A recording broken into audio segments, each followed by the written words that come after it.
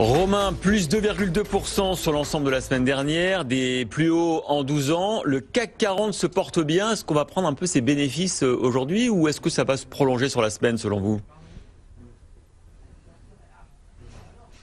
Effectivement, on pourrait prendre un peu de bénéfices à court terme.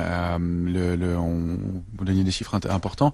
On progresse aussi de 24,5% depuis le début de l'année sur l'indice parisien. Alors c'est pas un critère, ça peut toujours se prolonger, mais c'est un chiffre, de progression importante. Alors à court terme, les signes, il y a un petit peu de complaisance qui laisse à penser qu'il y a un probable retracement possible dans les jours à venir.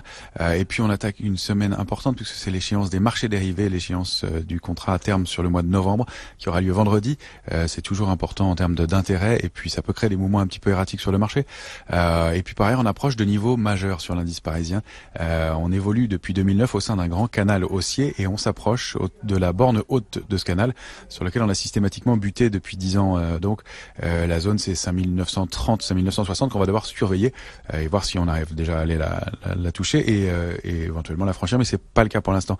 On constate qu'il y a un petit peu d'excès à court terme aussi, pas de divergence baissière, donc d'éléments qui laissent à penser que le marché retracerait violemment, mais des niveaux à surveiller. Donc on va regarder la zone 5850, 5860 à Paris.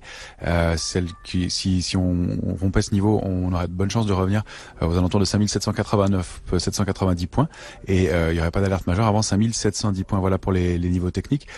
Probablement des éléments du côté de la macroéconomie qui vont pouvoir nous donner des drivers ou non, puisqu'on aura le discours de Jay Powell mercredi au sujet des évolutions de la politique monétaire, et puis les chiffres de l'inflation qui seront publiés mercredi et jeudi aux États-Unis, donc qui vont permettre d'être des drivers complémentaires.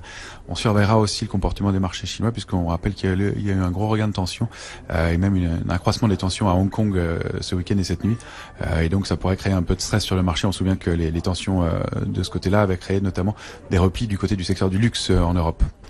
Effectivement, Romain, des tirs sur des manifestants et un blessé au moins parmi les manifestants. On va retrouver